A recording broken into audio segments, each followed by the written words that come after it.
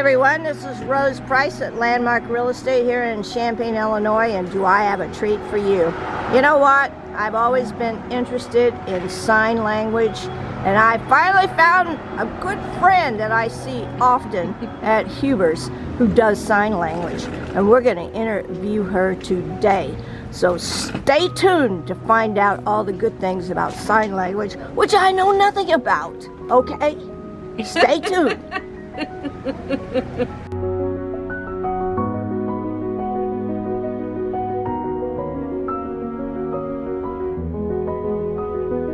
Hey, I'm back, and guess what? This is Vicki Thomas. Hi, Vicki. Hello, Rose. Happy to see you. Well, thank you so much, and thanks for volunteering to talk about your skills as a sign language interpreter. Yes, sign language. Sign language interpreter. Oh, Go very team. good. So, Vicki, how did you get started with that? Well, long ago and far away, my mother was born deaf/hard of hearing. She had physical deformities on the right side, one of them being that she didn't have a right ear. Oh, wow. Yeah, Van Gogh did that on purpose. My mother was born that way. Just saying.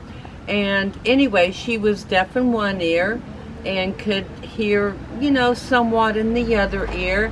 And I grew up around deaf community, and I had my mother teach me sign language when I was 5 years old. And, deaf culture is different, and I'm a little bit different. And Really?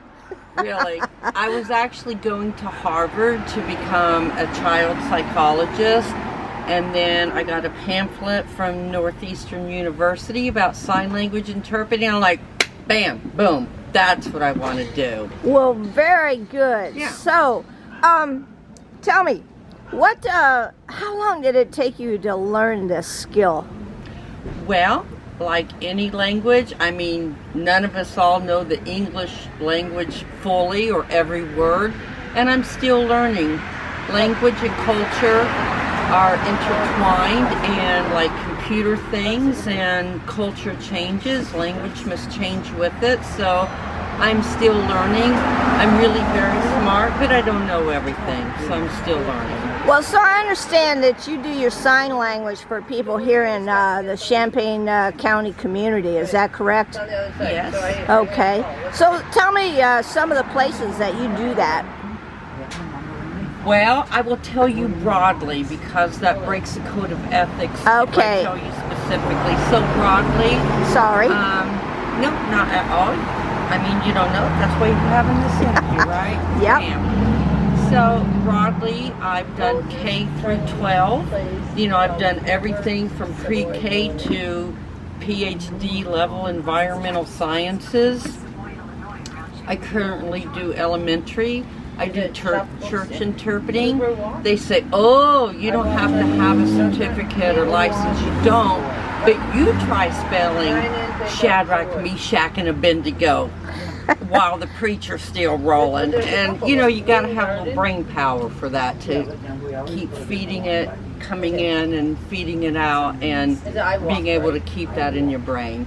Well, I see. And you know what? Being an educator myself, do we have a lot of kids in our school systems here in the Champaign County school systems that need your service to help them with their schoolwork and all of that kind of thing?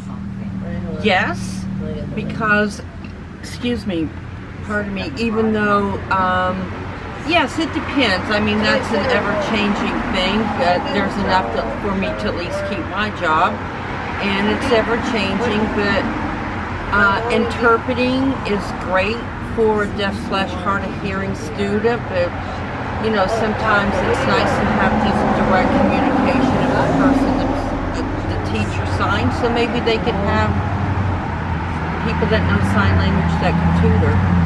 Well, I would think that you probably come up with some issues where maybe if you have a family and you have one person that needs this sign language, maybe other family members don't participate in it. How does that work? Well, that makes me sad. And what you say, Rose, unfortunately is quite true. Usually a deaf child are born to hearing parents. Nothing right, nothing wrong. But generally the hearing parents do not learn sign language. That is so hard to understand that would be the case. I mean, I don't know anything about this, but just that a parent would not learn it for their child. And then you wonder how the child learns it. I guess they're just exposed to teachers who know of people of your service and that kind of thing, correct? Yeah, and I guess it, you know, you can tell when kids really pick up on it kids will really pick up on it if they really need that service. They will pick up on it very quickly. And yeah, it is sad because then, you know, how do you communicate with your family? There was a doctor in Boston. He had a deaf child, realized the kid was smart, but something wasn't really quite clicking. And he actually learned sign language for his kid. Wow! I love this guy. Don't remember name, but I love this guy. Okay, that brings me to another situation that I think about after I've talked to you and you got my curiosity up is, what about people that are in the hospital, they're getting ready to go for a major operation and that kind of thing, and they need this to talk to a doctor? They must be frightened to death. Have you ever been called to the hospital to do your sign language to communicate between a doctor and a patient?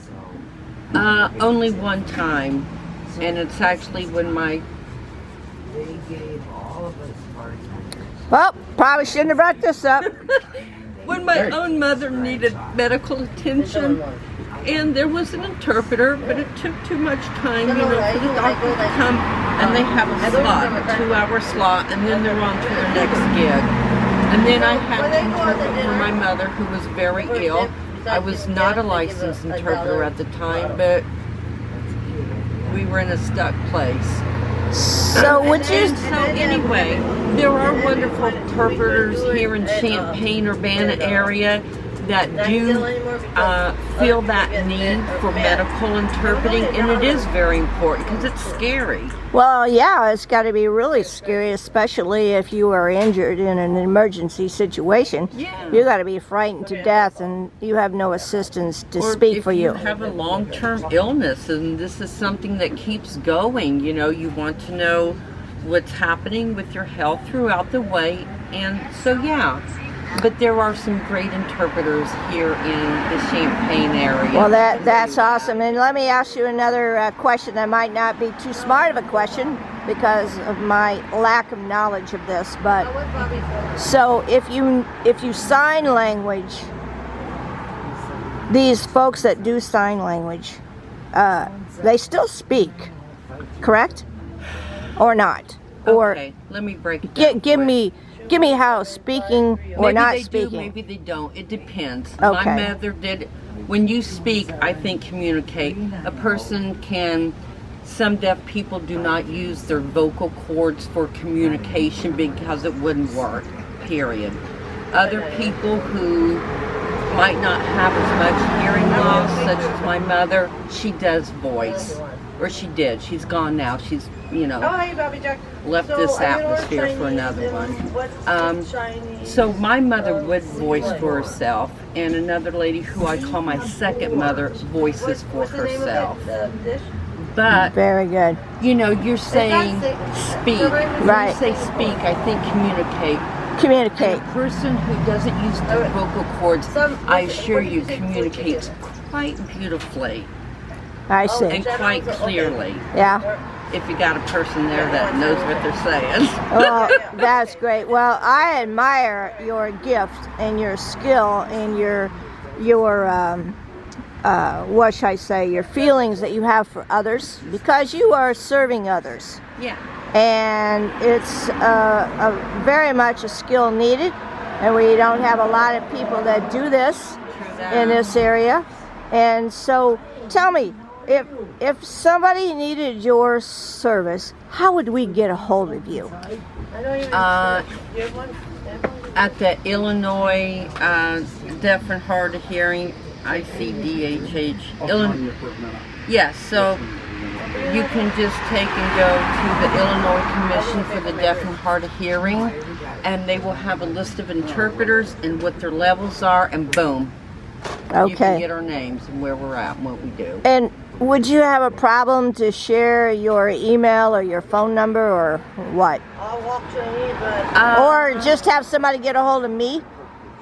Yeah, if they want my email for something, I don't know. Well, I mean, Ask. if somebody wanted your service and you needed to help them out. Oh, yes, and then there are people out there that have that. Yeah, sure, I can give them my email. I mean, I didn't do that for, Okay. you know, advertisement of my Well, but services. I am promoting you, okay? Okay. And I would love to promote you because I think that there's going to be people out there that are going to look at this video and they're going to say, I want to know that Vicki Thomas and I need somebody like her to help me out. So maybe if, I'll tell you what, let's do it this way. Anybody that wants to talk to Vicki, just come through Rose Price at 217-202-8843. 202-8843. Now, before we go, I want you to give me a little sample of signing. And you know, my signature sign off on any video I do is have a powerful day. Yes. So, Vicki, I want you to show all my people out there in the community how to sign have a powerful day. Okay, since I'm finally going to sign, I'm going to put on this black sheet. And the reason I do that is because I'm a light-skinned person, so you can see my hands better. Very as good. opposed Let's to get, this. that's called a prop, right? It's called, yeah, that, sure. We'll go with that. So, have a powerful day. Oh, let's do it again. Woo! Do it again. Have a powerful, so have strong power, like the power's going on you, day. Very good, Vicki. It was a pleasure to interview you today and to talk about sign languages here in Champaign County. So thank you so much for your time and your energy, okay? Thank you so much, Rose. I No appreciate problem. you. Thank you. So there you have it. That was Vicki Thomas explained to all of us a little education on sign language. Hope you enjoyed the video. And if you did and you have questions, just list them below and get back with me at Rose Price at champaignrose.com, 217-202-8843. And if you like the videos, just sign up and subscribe. You get a new video every week on Mondays. So thank you very much for attending the video today. And have a powerful day.